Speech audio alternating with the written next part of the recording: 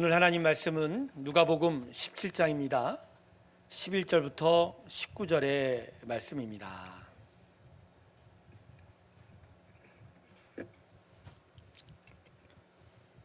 누가복음 17장 11절부터 19절의 말씀, 자막을 보시면 되겠습니다. 제가 봉독합니다. 예수께서 예루살렘으로 가실 때에 사마리아와 갈릴리 사이로 지나가시다가 한 마을에 들어가시니 나병한 자 10명이 예수를 만나 멀리 서서 소리를 높여 이르되 예수 선생님이여 우리를 불쌍히 여기소서 하거늘 보시고 이르시되 가서 제사장들에게 너희 몸을 보이라 하셨더니 그들이 가다가 깨끗함을 받은지라. 그 중에 한 사람이 자기가 나은 것을 보고 큰 소리로 하나님께 영광을 돌리며 돌아와 예수의 발 아래 엎드려 감사하니 그는 사마리아 사람이라. 예수께서 대답하여 이르시되 10사람이 다 깨끗함을 받지 아니하였느냐? 그 9은 어디 있느냐? 이 이방인 외에는 하나님께 영광을 돌리러 돌아온 자가 없느냐 하시고 그에게 이르시되 일어나 가라 내 믿음이 너를 구원하였느니라 하시더라. 할렐루야. 우리 하나님께 영광의 박수 올려드리겠습니다. 아멘.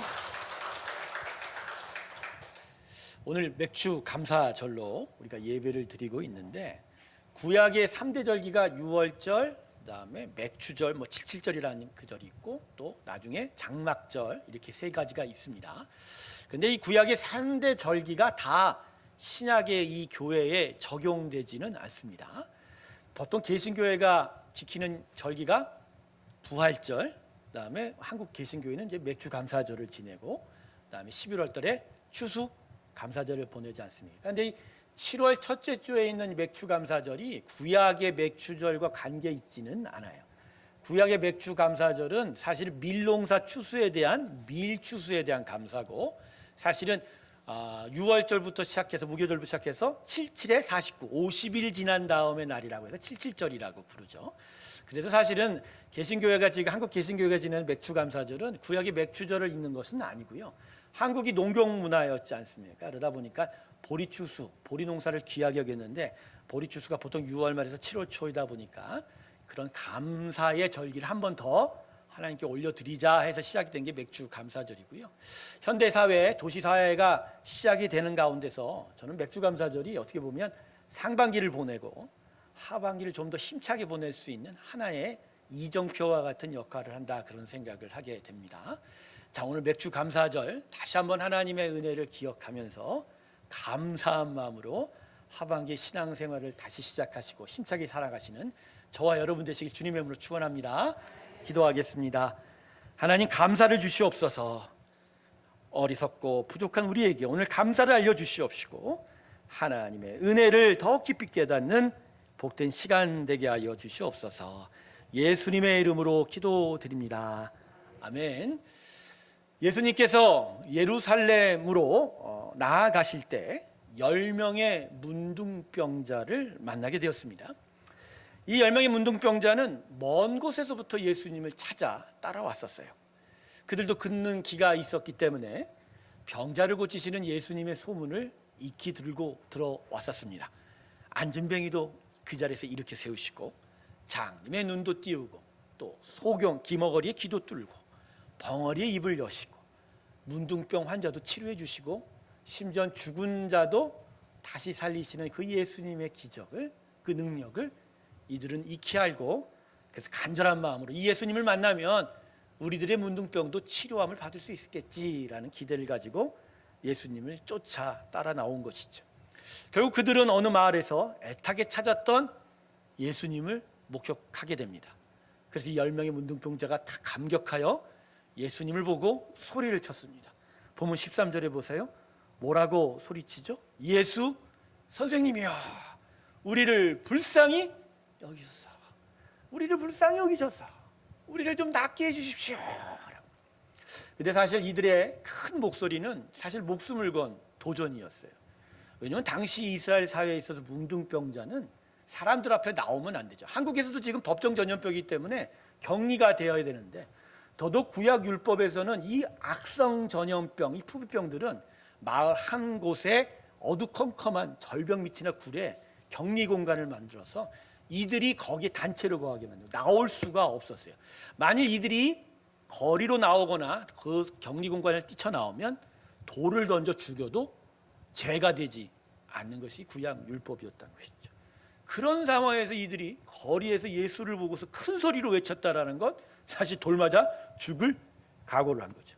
그러니까 이들 마음이 얼마나 간절하게 예수님을 만나서 고침받고 싶었는지를 우리가 알 수가 있죠. 결국 이들의 이 간절한 요청에 예수님께서 본문 14절에서 이렇게 대답하십니다. 가서 제사장들에게 너희 몸을 보이라. 자, 이 말이 무슨 말일까요? 악선정년병 이 문둥병자들이 혹은 자연적으로 치유받는 경우가 있어요. 그래서 구약 율법을 보면 혹시 그들이 병을 고침을 받으면 먼저 제사장에게 가서 자신의 몸을 보여주었어요. 그러니까 제사장은 일종의 제사의 리더이기도 하지만 한 공동체의 건강위생 담당자도 돼서 정결례를 베풀고 이들의 몸 구석구석을 살펴보면서 진짜 병이 나았는지를 확인하게 되죠. 그래서 병이 나오면 거기서 제사장의 공식 선언이 있는 거예요. 이 사람은 병이 나았다. 자, 그러면 이 사람은 격리 공간에 다시 갈 필요가 없이 사람들 사이에 돌아다닐 수 있게 되는 것이죠. 그러니까 예수님이 오늘 이 사람들한테 또 제사장에게 가서 몸 보이라는 것은 사실은 뭐죠? 이미 네 병이 나았다. 그러니까 결국 예수님의 오늘 서문이죠. 너희의 몸이 나았다. 아마 예수님 앞에서는 아마 몸이 변하지 않았던 것 같아요. 근데 오늘 14절을 보면 그들이 가다가 깨끗한 제사장을 찾아가는 사이에 허물어진 얼굴이 다시 회복이 되고, 그렇죠? 문드러졌던 몸과 얼굴이 이전의 모습으로 회복. 여러분 혹시 문둥병자를 한센시병을 옆에서 보신 적이 있는지 모르겠지만 참 마음이 어렵죠. 근데 그게 제사장한테 가는 그 짧은 시간 안에 회복이 되었다라는, 이건 예수의 능력이 바로 이들을 치유한 것입니다. 할렐루야. 네, 하나님께서 고침을 주신 거죠. 그런데 오늘 본문의 초점은 이제 여기서부터입니다. 1명과 9명이 여기서 갈라지게 되는 거예요. 제사장에게 가는 도중 병 고침을 받고 아마도 제사장한테 선언은 받았을 거예요. 그리고 나서 1명은 예수님께 되돌아왔는데 나머지 9명은 찾아오지 않았다라는 거예요. 찾아온 1명은 진짜 하나님을 찬양하면서 예수님께 감사를 드렸거든요. 그래서 이 감사를 드린 이 1명의 문둥병자에게 병 고친 것보다 더 큰 은혜가 임하게 되죠. 오늘 본문 19절을 한번 보세요. 그에게 이르시되 일어나 가라, 내 믿음이 너를 구원하였느니라 하시더라. 아멘.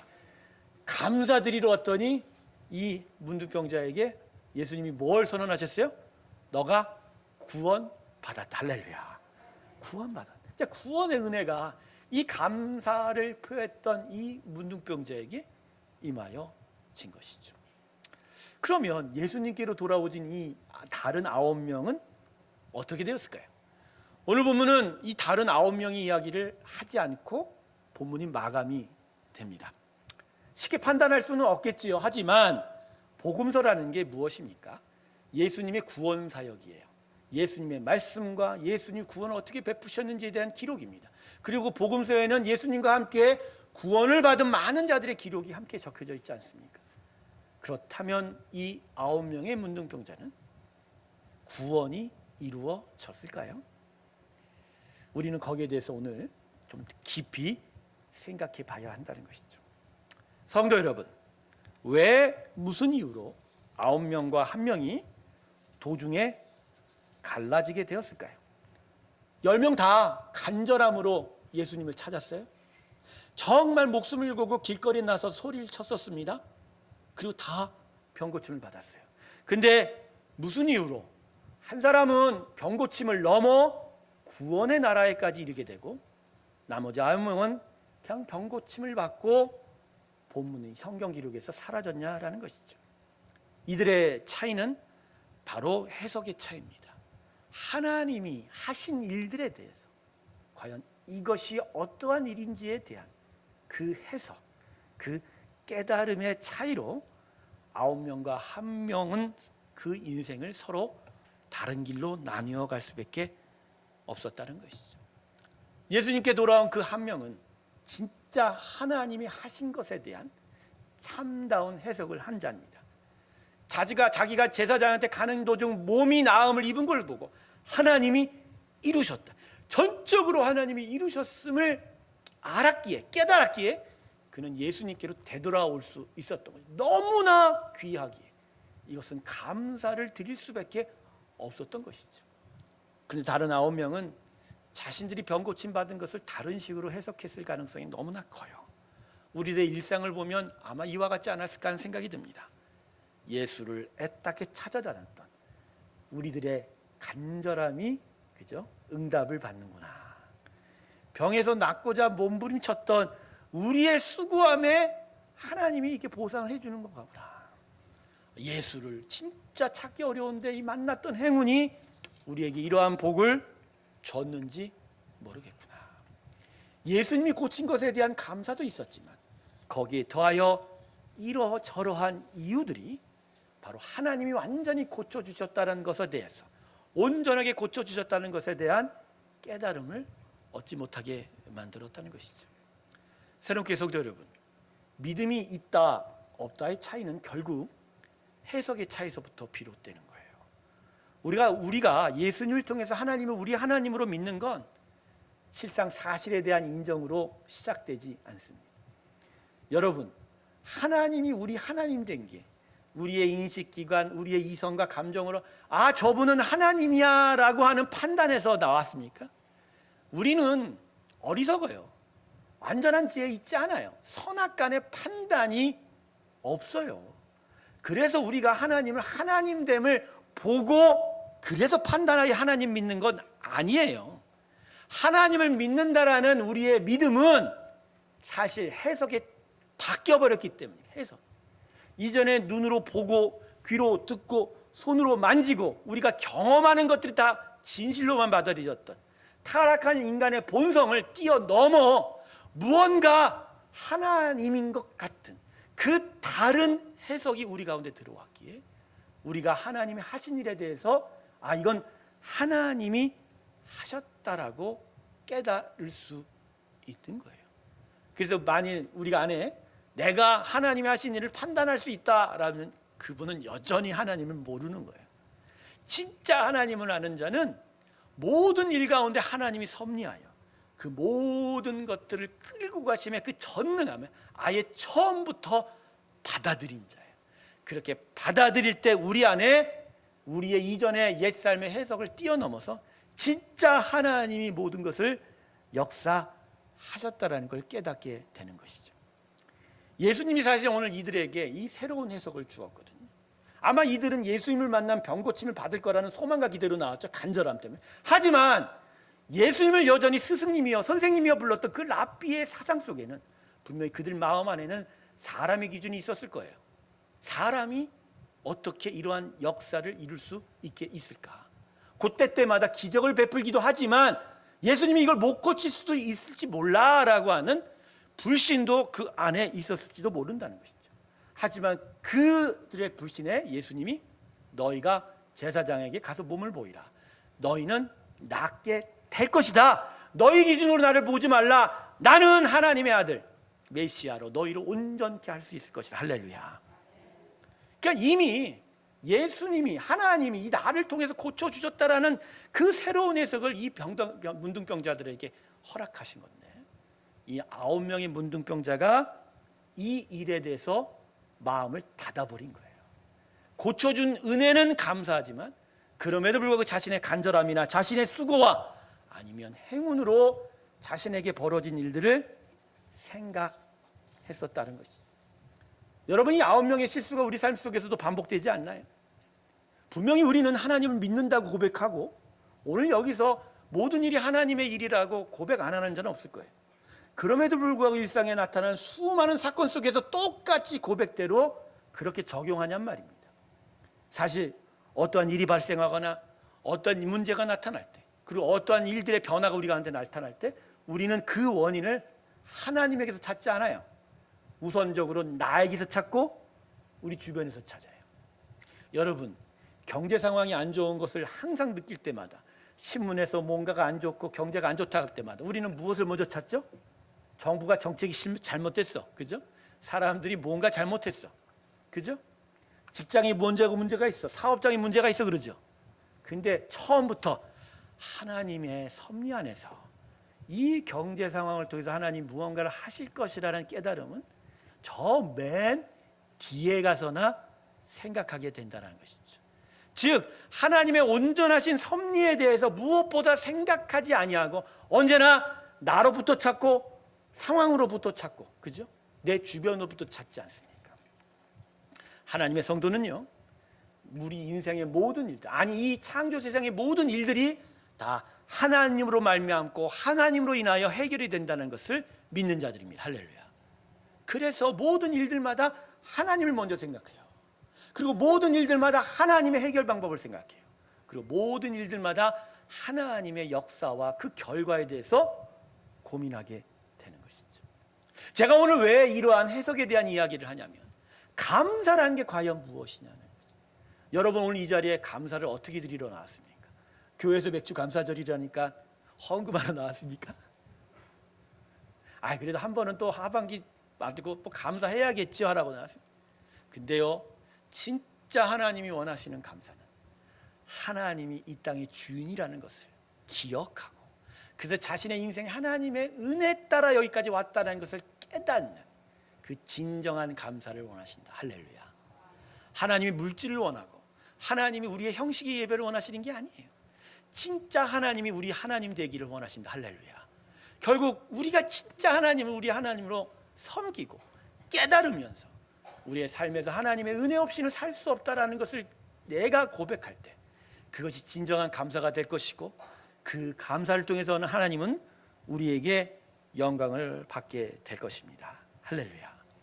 그래서 여러분, 믿음은 우리 인생은 오직 하나님에 의해서 인도함 받고 주관될 것이라고 해석하는 것이고, 그리고 이러한 깨달음 가운데 우리 안에 참된 감사가 나타날 수밖에 없는 것이죠. 새로운 교회 성도 여러분, 오늘 여러분 심령 안에, 우리의 심령 안에 참된 감사가 다시 세워지길 주님의 이름으로 축원합니다. 그래서 범사에 우리가 감사할 수 있는 거예요. 상황과 조건에 따라서만 감사한 게 아니라 내가 하나님의 은혜 안에 있는 것 자체가 매 순간마다 감사한 거예요. 그죠? 그래서 우리의 감사는 어떤 일의 결과에 따른 것이 아니라 하나님으로 인하여 감사하는 거예요. 그래서 감사절기가요, 우리한테 사실은 의미가 없어요. 왜냐하면 1년에 한두 번 감사하는 게 아니라 매 순간이 감사이기 때문입니다. 할렐루야. 네. 근데 왜 감사절기를 지내죠? 이걸 매 순간마다 잊어먹으니까. 그리고 때때로 교만해서 내가 잘해서, 내가 열심히 해서, 내가 간절히 해서, 간절한 간구를 드려서 하나님이 주셨다라고 생각하는 경우가 너무 많으니까 그 시각을 바로잡고 참된 감사를 내 안에 만들어가기를 원하시는 바로 하나님의 그 은혜가 오늘 우리가 맥주 감사절로 하나님께 예배 드리게 되는 것이죠. 사랑하는 성도 여러분, 우리 인생에 오직 하나님으로 말미암아, 그 은혜로 말미암아 우리가 여기까지 살아왔다는 것을 오늘 하나님께 진심으로 감사하며 고백하길 주님의 이름으로 축원합니다. 고린도전서 15장 10절에 사도 바울이 이렇게 고백합니다. 그러나 내가 나아된 것은 하나님의 은혜로 된 것이니 내게 주신 그의 은혜가 헛되지 아니하며 내가 모든 사도보다 더 많이 수고했으나 내가 한 것이 아니요 오직 나와 함께 하신 하나님의 은혜로라. 아멘. 자신의 사역을 고린도 교회에 전할 때, 그러나 자기의 수고 많은 것을 내세우지 않고 그럼에도 불구하고 하나님이 계셔서, 그 은혜가 계셔서 이 일을 이룰 수 있었다는 것을 고백하며 고린도 교회 성도들에게 감사의 중요성을 알렸던 이 사도 바울의 말씀이 오늘 우리의 마음 가운데 귀하게 기억되기를 주님의 이름으로 축원합니다.